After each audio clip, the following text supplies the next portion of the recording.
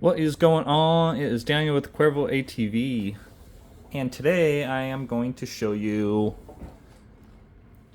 worst transmission I've ever seen with very low usage. This is a fairly new bike, a 2020 or newer, and this is a stock machine. Stock head, stock cam, stock piston. I believe it had a pipe and a intake and programmer on it. But this damage here I'm going to show you is the result of not using the clutch to shift, or and in combination of having a clutch lever that doesn't pull the clutch cable all the way. So very surprising on this rebuild. Came in for a crankshaft, but it needs literally every single transmission part besides the main shafts. Very surprising. So what is happening is the edge of every gear is chipped and rounded off. Some of them are easier to see on camera than others, but you can see an extensive amount of chipping and deformation on those corners. This is second gear. That should really have no wear at all, because it's uncommon to go in power from first to second gear, and that's where that damage would be caused, going under power. Now, if you're using first gear, you need to reconsider what you're doing. First gear really doesn't need to be used at all, except in very slow applications. Okay, so once again, damage. If I put this transmission back together and run the bike and put any power on it, it will slip out of the gear because these are rounded off so much. So that's the power side that you're looking at there. And then this side is more like factory condition, new. This is the when you're decelerating, it's going to load up against that side. This is under power. Damage there. So guys, when you are racing, use the clutch lever. You can stay on the throttle, just use the clutch lever. Make sure to pull it in. That releases torque in between the shifts, and then you won't see this damage. So I had one other customer I built the bike for, and I told him extensively, say, you must use the clutch. He's like, oh, I never used the clutch, it's been fine. But we built a bunch of power on it, and he was back after 2 rides for a transmission. I said, I told you, you have to use the clutch. So this one's 4th gear. Same thing, a ton of damage there. Into 5th gear is the only one that doesn't have a whole lot of wear. A little bit. We're going to replace it regardless.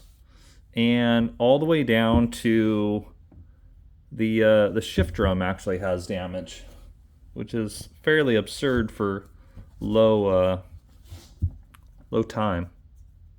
Let's see if I can find where it was.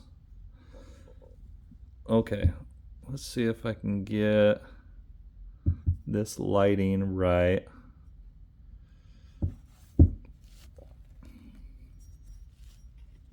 So you can see, maybe.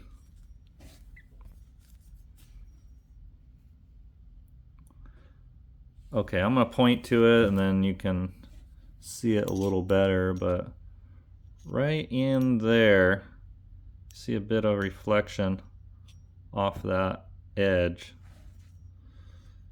Basically, that should be a non-wear area. Like, not that it'll never wear, but that should be maybe, 15 years down the road, start seeing wear like that in that area. So it's seen wear on the ramps. That one has it right there as well.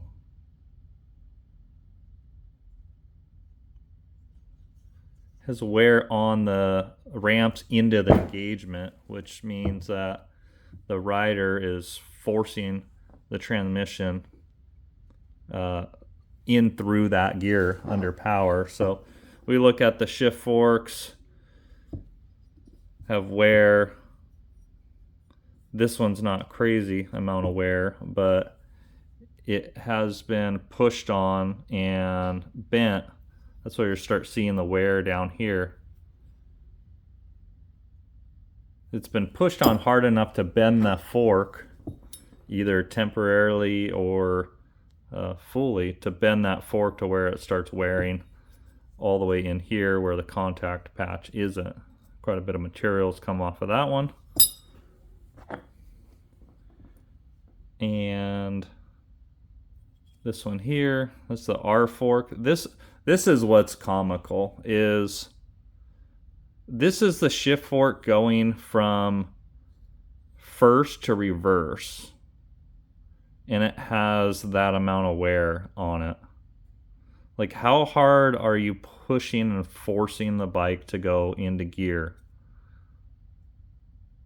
to cause that problem when you're going from first to reverse? Like, that's insane. I don't get it. Clutch looked fine in this bike, so I don't suspect a problem there. It is getting replaced. It has some time on it, but it's a lot of operator education that I need to speak with him about, of what's going on in his riding style to cause this type of damage. So it's going to cost him an extra $1,000 from either forcefully using the gears or most likely not using the clutch at all during shifts and thinking that it's okay. So there is a portion of guys that will say, okay, I can rev match. Yes, that's fine. Yes, I do that sometimes as well, depending on the certain riding condition. But if you're doing that every shift or trying to do it under power at all, then this is the result you're going to get. So that's what we have for today. Please use your clutch every time possible. While racing, that is the best method. I see some guys doing some really weird stuff these days, but my recommendation is always just stay on power in the throttle, slap the clutch, and shift at the same time. That normally goes fairly smoothly without too much issue. So that's what we have for today. We will talk to you soon.